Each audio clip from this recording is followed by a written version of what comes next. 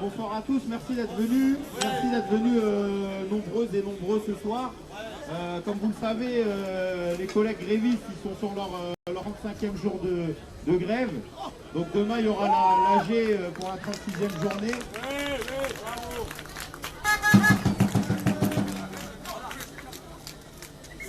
Merci tout d'abord aux camarades là, qui ont organisé le repas solidaire, etc. Voilà, alors à leurs frais, et puis ça a passé toute la journée à cuisiner pour faire en sorte d'essayer de collecter de l'argent. Donc le but aussi de cette soirée-là, c'est d'essayer de récolter aussi de l'argent pour la caisse de grève.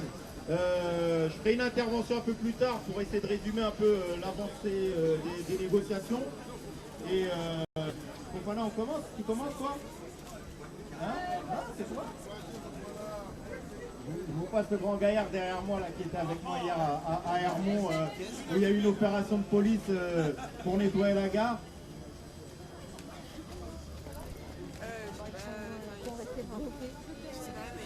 Allez, Chérène, viens.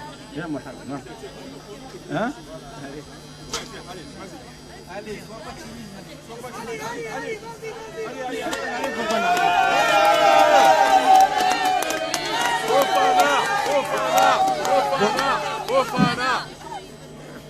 Bonsoir vous tous. On vous remercie déjà pour déplacer, pour nous donner un coup de main déjà. Donc ça nous fait toucher la terre. Et puis donc on est 35e journée de grève. Et à part hier soir, donc on était à la gare d'Hermont. Donc avec les policiers, ils sont venus avec les mandats des préfets. Donc de lever notre gréviste, donc bon, avec la force en fait, donc du coup on n'avait pas le choix parce que contre les policiers, donc nous on ne peut pas défendre donc parce que avec les tenues qu'ils ont, donc on n'a pas le droit de défendre avec eux, donc on a obligé de laisser, donc ils ont fait le travail, donc grâce à, comment ça s'appelle, Sudaraï, donc on avait un collègue de Sudaraï, donc c'est lui qui est venu pour intervenir, pour faire réfléchir, comment ça s'appelle, les directions en fait, parce que là, ils n'avaient pas de plan de prévention déjà.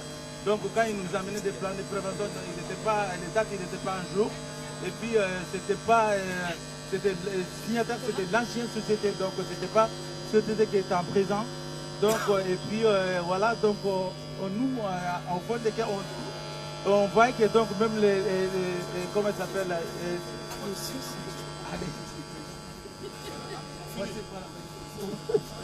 Non, allez.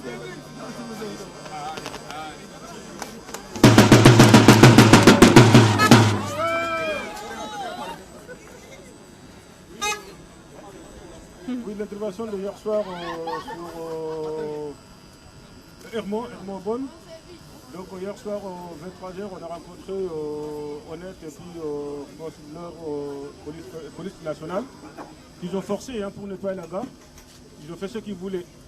Donc nous, on était là, on était au moins une dizaine de grévistes. On n'a pas pu tenir le coup. On nous a dégagé, ils ont nettoyé la gare. On n'a pas pu faire grand-chose. C'est ça. Ouais.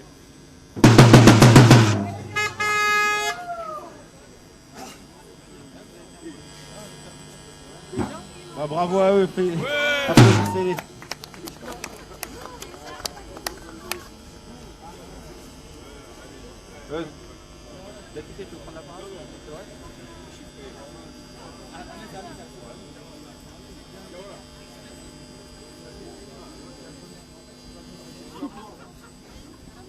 Bonsoir, madame, mademoiselle, monsieur. Je vous remercie d'être venu ce soir nous soutenir à Gare de Saint-Denis. Hier soir, nous étions à Hermont. Il y avait de la police et Honnête qui sont venus pour nous dégager, pour nettoyer la gare. Bon, il nous a provoqué de toute façon, mais on n'a pas voulu faire quelque chose pour gâter notre grève. Je vous remercie d'être là pour nous soutenir. Bon courage. Je vous remercie beaucoup.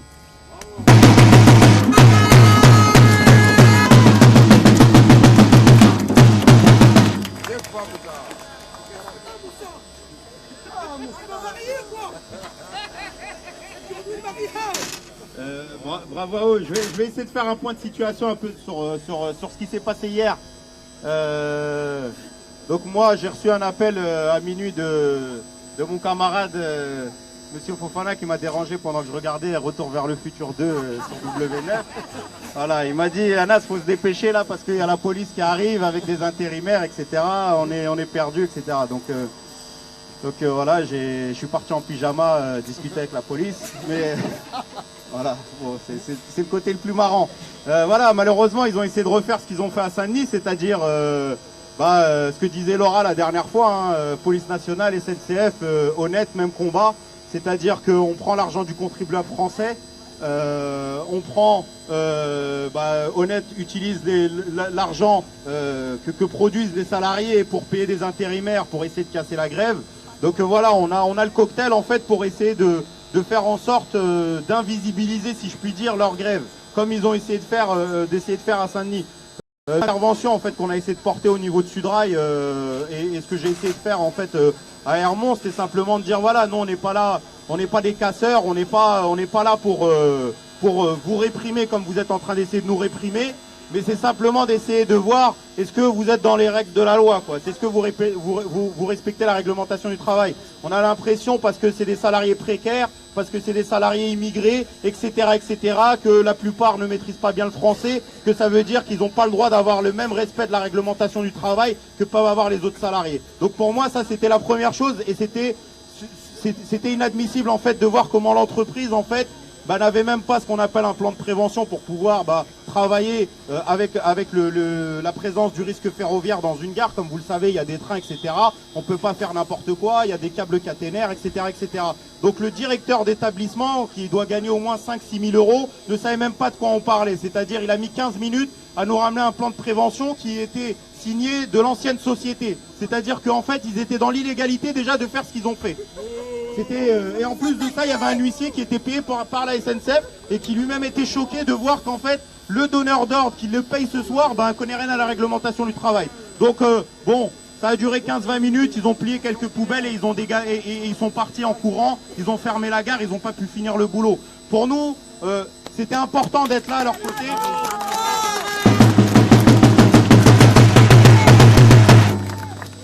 Pour nous, c'était important d'être là à leur côté, en fait, hier. Et on le fera parce que la troisième gare, c'est Gare Charcel. Et ils vont le faire à Gare Charcel aussi. Voilà. Ils ont du pognon à gaspiller, notre pognon, nos impôts, pour essayer de réprimer les salariés qui sont en grève. Moi, ce que j'ai compris hier et ce que j'ai compris depuis le début, en fait, avec leur grève, c'est qu'ils nous ont tous mis à l'amende, en fait. Moi, je pensais que j'étais un grand gréviste, un grand militant, etc. Que nous, on faisait des grèves super, machin. Mais ils nous ont tous battus à plat de couture. Parce que comme je l'avais dit la dernière fois, c'est des vrais guerriers et des vraies guerrières de la grève. Ils sont organisés.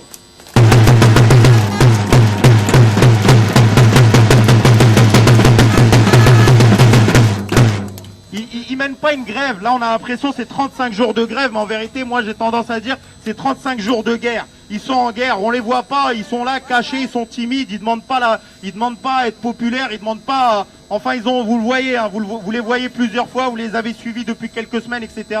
Ils sont pas là pour se montrer, etc. Mais dans leur local, dans les locaux des autres gares, ils sont organisés. Ils sont mieux organisés que n'importe quelle grande bureaucratie syndicale, que n'importe quel grand syndicaliste. Ils ont des gars qui sont là, qui surveillent les quais, qui surveillent les gares, ils s'appellent, ils font des rondes, ils font des tournées. L'argent qui est dépensé par la caisse de grève, jusqu'au moindre centime, il est où Baradji, le grand comptable de la caisse de grève? Le moindre centime, la dernière fois il m'a dit il reste je sais plus combien, 1338 centimes. Ah, j'étais choqué, j'ai entendu 38 centimes, j'ai dit putain, l'argent est entre de bonnes mains. Mais la réalité c'est ça, c'est qu'ils sont en train de faire quelque chose qu'on n'a jamais fait ailleurs, ils sont en train de gagner une grève. Et on l'a vu que tout ce qui se passe...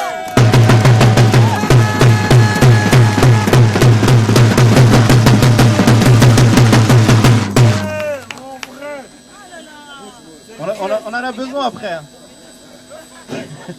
Ils sont en train de gagner une grève. Tout ce qu'on voit en fait, tout ce qui se passe depuis le début, c'est pas qu'une histoire de patron et d'ouvrier. Tout ce qui se passe là, c'est politique. C'est politique. Et moi, je l'ai remarqué hier encore plus. Parce que je me dis comment des salariés qui demandent 1,90 € de plus, 2,10 € de plus pour un panier repas, on préfère dépenser l'argent en envoyant des policiers, en envoyant des cartes de CRS, en envoyant des intérimaires, alors que dès le début, ça aurait pu être réglé. Comment on peut le faire, ça? Et ça, c'est ce qui me prouve encore plus que ce qui se passe là, c'est politique. C'est politique dans le sens où ils n'ont pas envie que les autres précaires de France et de Navarre et tous les précaires de l'international, regarde ce qui s'est passé aujourd'hui à Saint-Denis. Comment des Noirs et des Arabes et des Pakistanais et des Turcs, des précaires, des femmes, des personnes âgées, parce qu'il y a le monsieur de Pontoise qui part dans 1 mois. Il part dans 1 mois à la retraite et il est en grève depuis 35 jours. Si c'est pas un truc de dingue, en fait, c'est en train de se passer. Ils sont en train de faire une démonstration phénoménale. Donc là, au niveau des négociations, c'est simple. Le patron, il avait mis déjà le premier genou à terre et là, il a le deuxième genou qui est en train de tomber vers le sol. Il reste plus grand chose. Il leur reste la prime de vacances, les paniers repas, les fameux 2,10 €. Ça a été obtenu aujourd'hui.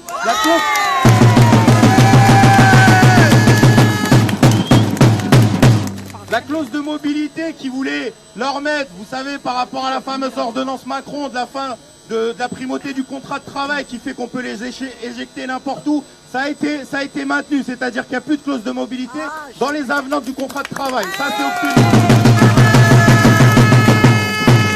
Il y a le maintien des délégués du personnel jusqu'aux prochaines élections. Il y a la convention manutention ferroviaire. En gros, la plupart, enfin quasiment la totalité des points, sauf les 2 derniers qui restent, c'est-à-dire la reconduction des 7 CDD en CDI, l'embauche donc des 7 CDD en CDI de l'ancien prestataire et la prime de vacances. Donc, moi les camarades, je vous encourage, je vous l'ai déjà dit plein de fois, on va la gagner cette grève-là. Il faut rester déterminé. Ce qui s'est passé hier et ce qui se passe aujourd'hui. Et moi, je tiens à vous remercier vraiment chaleureusement pour toutes les personnes qui sont présentes. Et on laissera tous les collectifs et tous ceux qui ont envie de s'exprimer après à témoigner de cette solidarité-là. Ça, c'est une force en fait. On voit que tout ce qui s'est passé, qu'on peut nettoyer des gares, qu'on peut envoyer la police, et que derrière que le patronat, quand on est déterminé, quand on est soudé, quand on est unis, il plie. C'est ça qu'ils n'avaient pas envie de nous montrer. Et on va gagner. Et derrière, on essaiera de rendre populaire cette grève-là. Et on essaiera de rendre populaire cette lutte-là à travers la France et l'international pour montrer que les précaires en France, à Saint-Denis, au fin fond d'une gare qui est délaissée de tous, eh ben, ils ont réussi à faire tomber une société qui pèse 1,7 milliard en France. On leur montre que nous, on est déterminés. Merci à tous.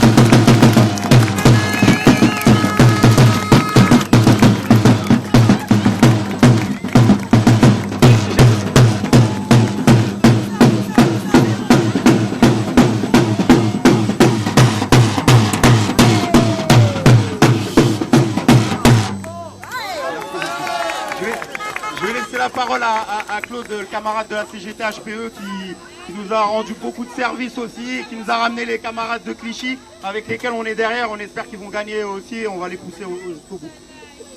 Bonsoir à tout le monde. Alors ce soir, je suis venu avec Tiziri apporter la solidarité des grévistes de l'Holiday Inn Porte de Clichy qui sont aujourd'hui à leur 49e jour de grève. Grève très déterminée et qui n'ont pas l'intention non plus de lâcher. Pour l'instant, on n'a pas réussi à obtenir les mêmes avancées que vous, parce que malheureusement, il faut le dire les camarades, et je crois qu'il ne faut pas se cacher la face, on a affaire dans la branche de la propreté à des syndicats totalement corrompus qui viennent pour casser les grèves, CGT Propreté y compris, je le dis, CGT Propreté y compris, et aujourd'hui encore, on a eu des délégués de la CGT Propreté, de la CFDT Propreté, de l'UNSA, qui sont venus essayer de signer un accord de fin de grève dans le dos des grévistes et qui ont été chassés, par les camarades en grève.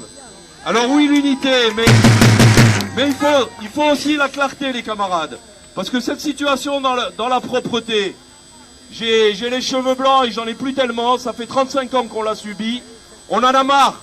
L'ennemi principal aujourd'hui, c'est pas le patronat, c'est les bureaucraties syndicales, les syndicats pourris de la propreté.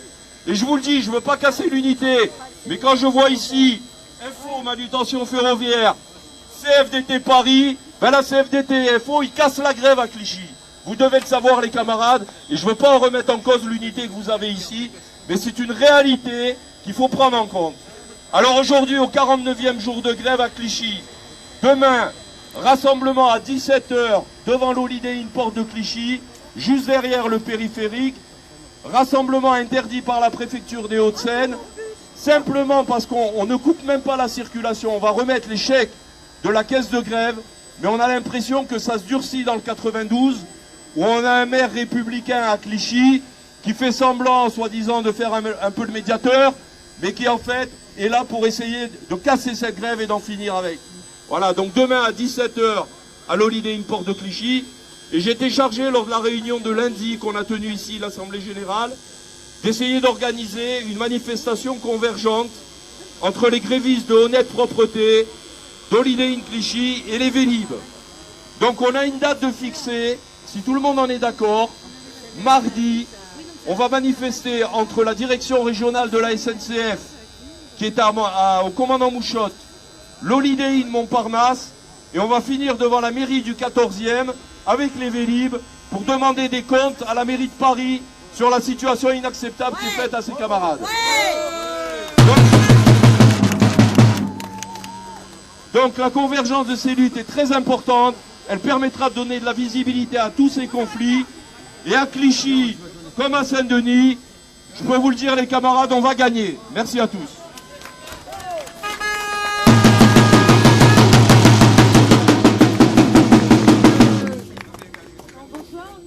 Je suis à la CNT Solidarité Ouvrière, on est sur le conflit avec les grévistes d'Emera et sur le Holiday Inn de la Porte de Clichy.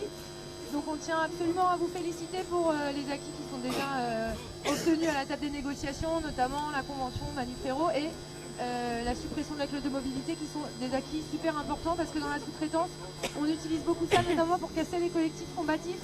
Donc je vous félicite parce que vous êtes un grand collectif très combatif et que vous allez rester ensemble et vous allez pouvoir avoir d'autres acquis dans le futur. La grève à l'Holiday Inn, effectivement on en est au 49e jour.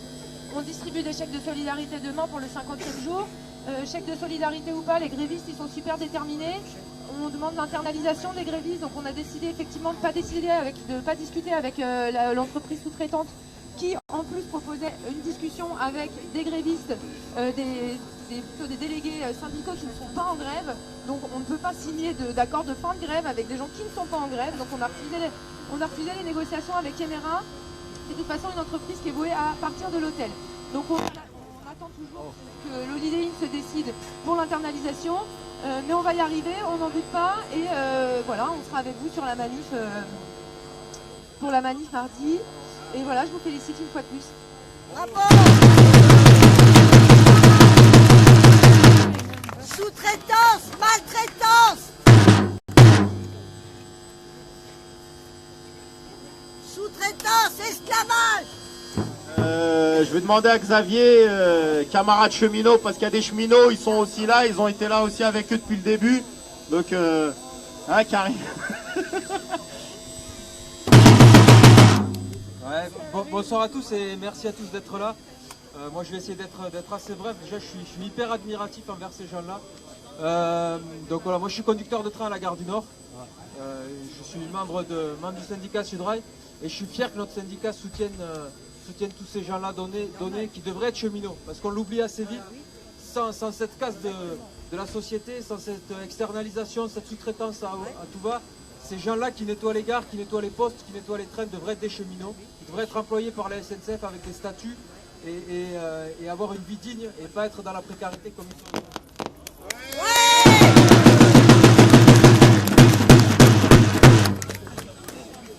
Ensuite, aujourd'hui, j'ai honte de la SNCF.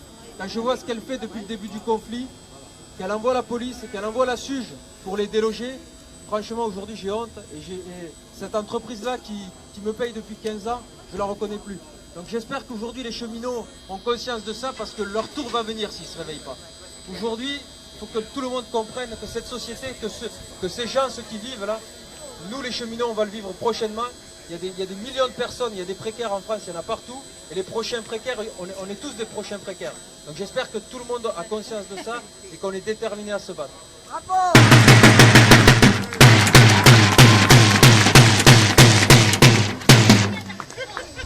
Et ensuite, voilà, au niveau de la conduite des trains, même si aujourd'hui on est beaucoup moins impacté, et je ne me comparerai jamais à leur situation, mais voilà, il y a des grèves qui se préparent pour la semaine prochaine. Le 11 et le 12 décembre, ça va être assez suivi en Ile-de-France, notamment sur les RER A, B. Sur la ligne H, il y aura un gros mouvement de grève, notamment des agents de conduite, car nos conditions de travail n'ont jamais été autant dégradées. Ça fait des années qu'on n'a pas vu ça. Donc il y a une détermination qu'on a rarement vue à la conduite des trains. Donc on espère qu'on sera nombreux devant nos patrons pour faire face à nos patrons et pour les faire plier. Voilà, je vous remercie et je vous souhaite une bonne soirée. Merci.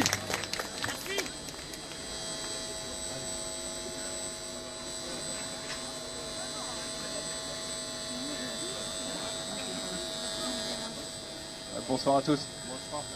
Déjà, ouais, je vais les renouveler. On s'était vu un peu la semaine dernière et la grande admiration pour ce mouvement qui montre la solidarité et ce que ça crée en face, la peur des patrons quand ils voient qu'une grève elle est solidaire, active.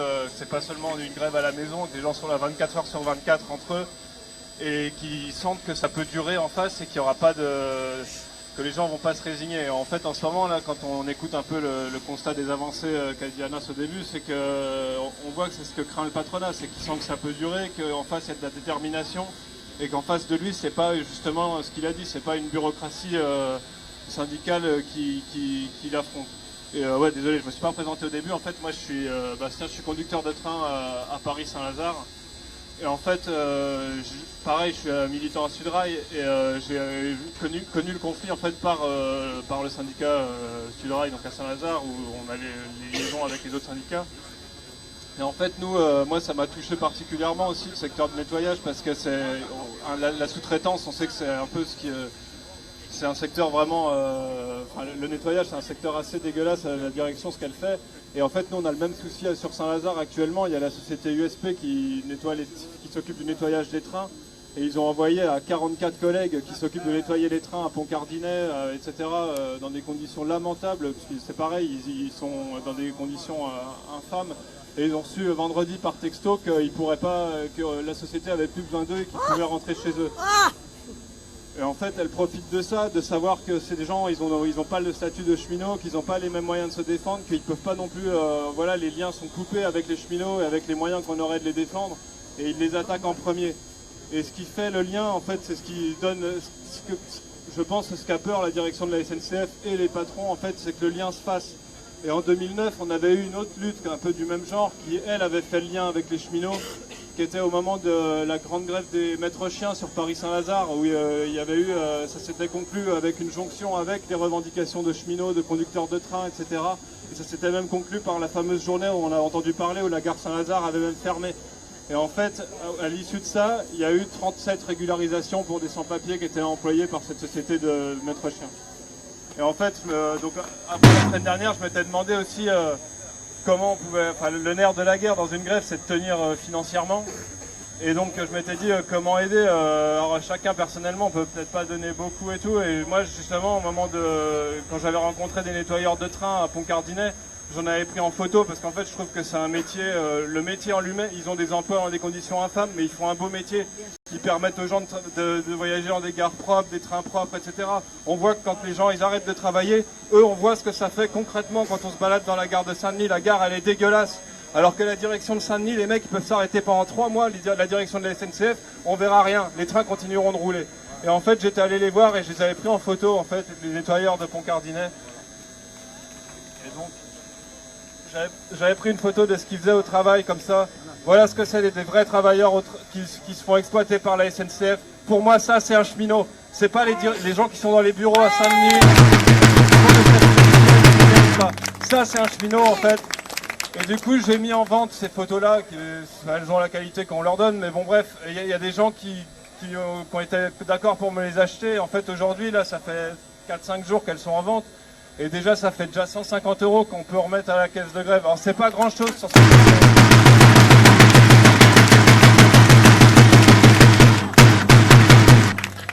non, mais en même temps, 150 €, c'est aussi autant de messages pour ces... Moi, j'ai été touché quand je les ai vus la semaine dernière. Il y a des mamans, etc. Je me dis, franchement, vos enfants et tout, ils peuvent vraiment être fiers de vous, quoi. Et j'ai reçu les gens qui ont acheté des photos. À chaque fois, ils mettaient un petit mot pour vous dire de tenir bon et tout. Et je me dis, voilà, quoi, c'est pas seulement de la solidarité, quoi. Quand on met à la caisse de grève, on se défend aussi soi-même. On défend notre camp social, Et on est 90% de la population à avoir au millimètre près exactement les mêmes intérêts. Et moi, genre si je donne à la caisse de grève, je donne aussi pour moi en fait.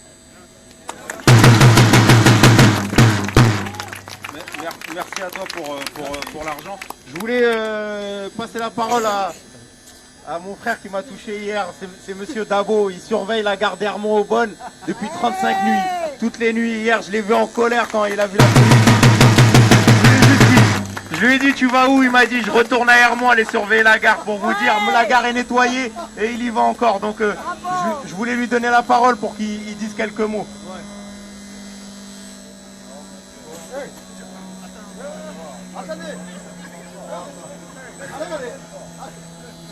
J'ai donné bonjour à tout le monde. Nous sommes grévistes de Hermont. Ça fait 37 jours qu'on est là.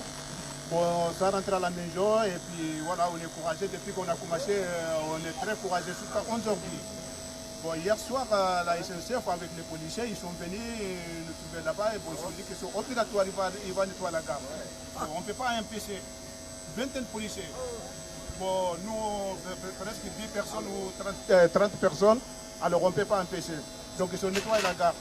Bon, jusqu'à présent, nous, on n'est pas baissé les bras. On est courageux aujourd'hui par rapport à hier. Voilà, on est là. Je vous remercie tout le monde. M. Dabo Abdoulaye. Avec une petite transition, je vais laisser la parole au collectif féministe révolutionnaire, parce qu'on ne l'a pas assez dit, mais H-Régnier a été condamné aussi pour des violences faites aux femmes. Et cette grève-là, au-delà d'être la grève des précaires, des travailleurs, des travailleuses, etc., de la sous-traitance, de tous ces métiers en fait qu'on a considérés comme des travailleurs de seconde zone, et ben ça c'est aussi la grève de ceux qui combattent contre les violences faites aux femmes. Donc la société H-Régnier a été condamnée au prud'homme récemment par la justice, à payer, à dédommager les collègues travailleuses du nettoyage en gare du Nord. Et puis c'était aussi l'occasion pour nos camarades aussi de dire un mot là-dessus sur ça. Merci beaucoup.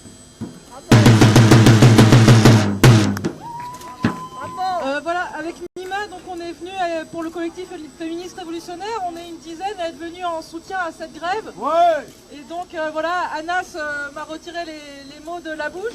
Mais voilà, on voulait vraiment vous féliciter et vous dire que votre détermination, elle passait pas inaperçue et qu'elle donnait du courage à tout le monde.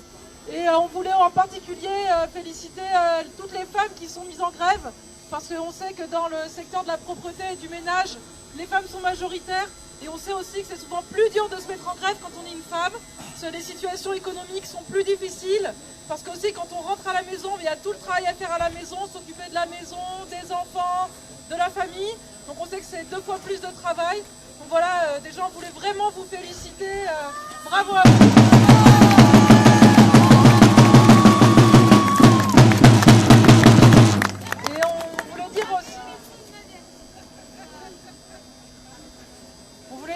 En ce moment, il y a un mouvement, vous avez dû en entendre parler, MeToo, contre les violences faites aux femmes et puis aux personnes trans aussi. Et, voilà. Et du coup, nous, on est venus aussi, on participe à une AG qui s'appelle l'AG MeToo.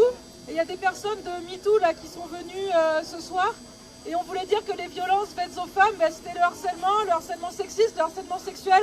Mais c'était aussi les violences sociales, les violences économiques et toutes les violences faites au travail. Et quand on s'en prend au secteur de la propreté, ben, on s'en prend aux femmes. Et du coup, voilà, au nom de MeToo, on voulait aussi vous apporter notre soutien. Voilà, vive la grève! Et vive la grève des femmes! Merci. Je passe la parole à Georges de la CGT Commerce qui va dire quelques mots. Okay.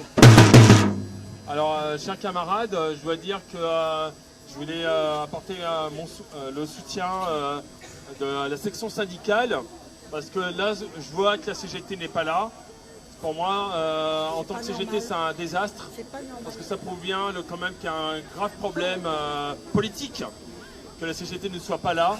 Je vois la CFDT, je vois pas la CGT. Ça interpelle quand même sur beaucoup de choses. Ça prouve que quand on se dit radical et qu'on n'est pas là, eh bien, il faut un peu rembarrer ce qu'on proclame à longueur de journée.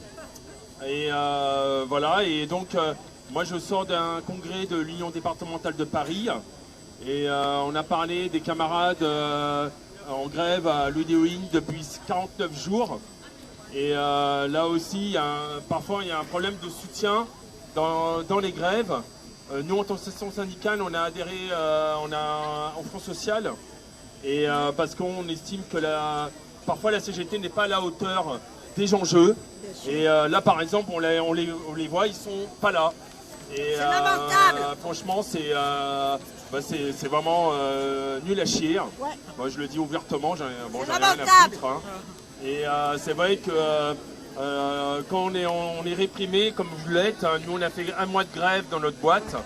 On peut être que solidaire de la lutte que vous menez, parce que faut être courageux pour tenir à ce moment-là.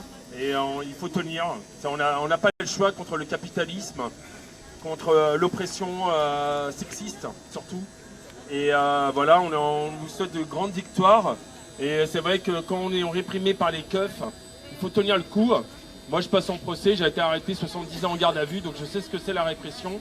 Donc je vous souhaite une grande victoire, et on ne peut que gagner face à ces ordures de capitalistes. Ouais.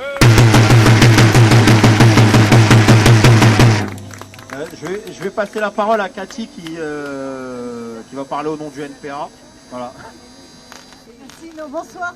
Non, juste quelques mots, on va pas en rajouter beaucoup parce qu'il y a beaucoup de choses qui ont déjà été dites, mais c'est vrai que je crois que ça nous fait vraiment à tous très plaisir et que vous donnez effectivement vraiment le moral, parce que ces derniers temps, ces derniers mois, ces dernières années, on a eu plus souvent des mouvements qui ont tenté de se construire et qui se sont heurtés à des échecs, à des défaites, et qu'une victoire de temps en temps, et ben vraiment, c'est quelque chose qu'on ne peut que saluer et vous dire un grand bravo pour vous avoir effectivement, pour avoir réussi à gagner. Et effectivement, c'est une leçon, parce que je crois que ce que vous montrez, c'est que quand la grève, elle se construit par en bas, quand c'est les gens qui se battent, qui décident eux-mêmes ce qu'ils font, comment, avec qui et pourquoi, bah, ça change les choses, et que ça construit une force qui est capable, on ne le croirait pas, on travaille tous, enfin en tout cas pour ceux qui ont la chance d'avoir un boulot, il y a des camarades de la SNCF qui l'ont dit, on pourrait le dire dans bien d'autres secteurs, dans des secteurs où, quand on discute avec nos collègues, il faudrait qu'on se batte, que le gouvernement, il veut nous mettre la tête sous l'eau. On entend des collègues nous dire, bah, vous n'êtes pas facile, il y a des problèmes de thunes, le mois c'est difficile, il y a les traites à payer, etc. Et vous avez fait une démonstration, vous n'êtes pas posé ces problèmes-là, vous avez décidé d'y aller, et vous êtes la preuve que quand on prend ce genre de décision, et quand on s'en donne les moyens, ben on peut gagner. Donc vraiment merci pour l'encouragement que vous nous donnez. Et bonne continuation. Je vais demander à Mathieu Bory, camarade de Sudrail et qui est aussi chez Solidaire et qui prendra la parole pour les deux.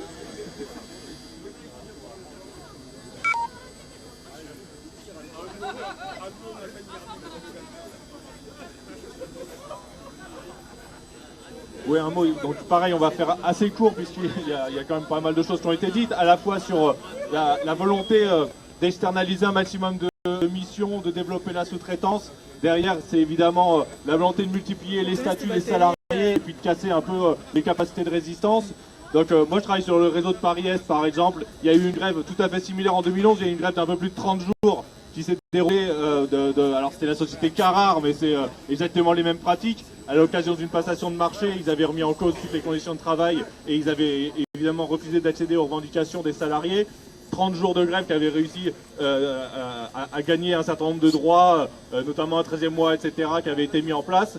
La difficulté qu'il y a, c'est que en 2011, c'est sur Paris-Est, en 2017, c'est sur Paris-Nord, et qu'ils savent très bien diviser, faire des passations de marché qui vont les unes après les autres, mais qui ne sont jamais synchronisées, et éviter d'avoir une jonction justement des résistances et des mobilisations. Et donc c'est bien contre ça qu'il faut lutter. On est dans un contexte où il y a des attaques tous azimuts contre les outils de résistance, contre l'activité syndicale, etc.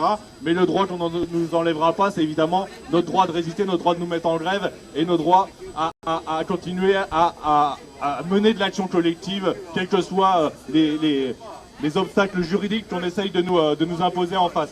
Voilà, on va dire un dernier mot pour rappeler aussi que le contexte de répression, il s'attaque évidemment aux grévistes, il s'attaque d'une manière plus large à tous ceux qui résistent. Là, dernièrement, on a le cas d'une camarade inspectrice du travail qui est mise à pied donc depuis depuis quelques semaines maintenant et qui passe en conseil de discipline le 14 décembre. Donc il y aura un grand rassemblement. C'est Oriane, une camarade qui est donc qui travaille à l'inspection du travail et donc à qui il est reproché de ne pas avoir respecté le devoir de réserve qui devrait s'imposer aux inspecteurs du travail quand ils dénoncent la casse du code du travail, etc. etc. Donc on voit que le niveau de répression est quand même très élevé puisqu'on arrivait à une mise à pied, un conseil de discipline pour uniquement s'être exprimé dans des médias et avoir osé critiquer le ministère dont elle relève, ça suffit aujourd'hui pour être confronté à une répression très importante et la solidarité de tous sera nécessaire. Donc le 14 décembre, il y aura un rassemblement de soutien.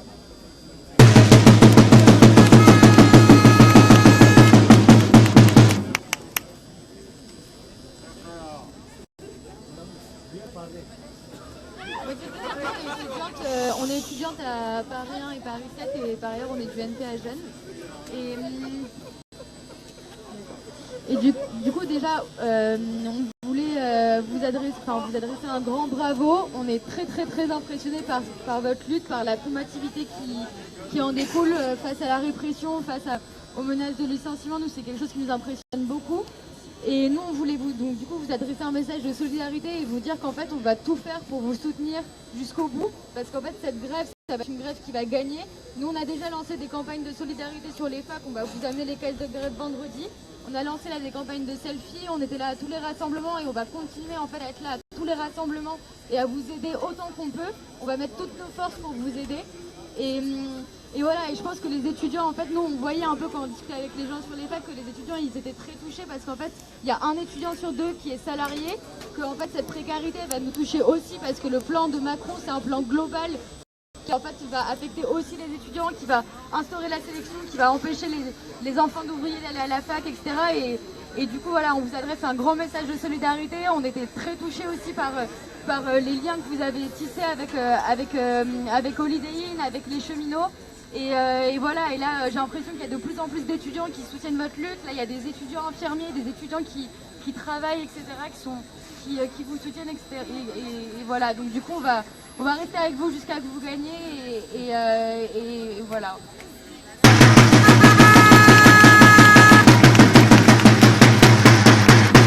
On va clôturer juste cette soirée. Je vous remercie d'abord au nom de tous les grévistes de la société H. Régnier, même s'ils sont pas encore, ils n'ont même pas démarré avec un seul jour. Merci à tous d'être venus. L'info que j'avais envie de vous donner, qu'on voulait vous donner tous là. Ah ouais, d'accord. Là, il reste de la soupe aussi. Donc samedi, on va faire une manifestation sur Saint-Denis, d'accord, avec l'ensemble des collectifs qui font partie du comité de soutien aux grévistes de H. Régnier. Donc samedi, c'est à partir de 13h30 en gare de Saint-Denis le rendez-vous. On va faire une manifestation dans la ville, dans le centre-ville, avec les gens de Saint-Denis, tous ceux qui veulent venir de partout. Donc diffusez l'information parce que voilà, on a envie que ça soit vraiment.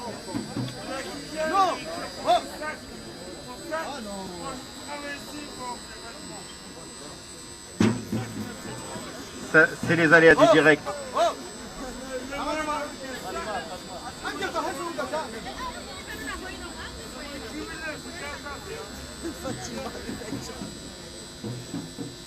Bon, ça va aller, on va remettre de la musique et on va danser après un petit peu. Donc samedi à 13h30 ici, il reste de la soupe. Merci à tous. Bravo grévistes.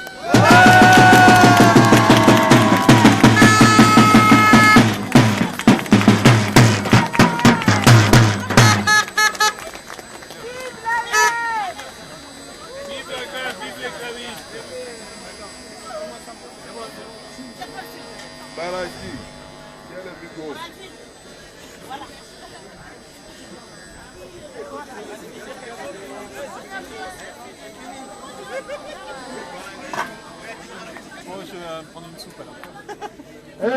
Musique. Allez, Moussa. Musique.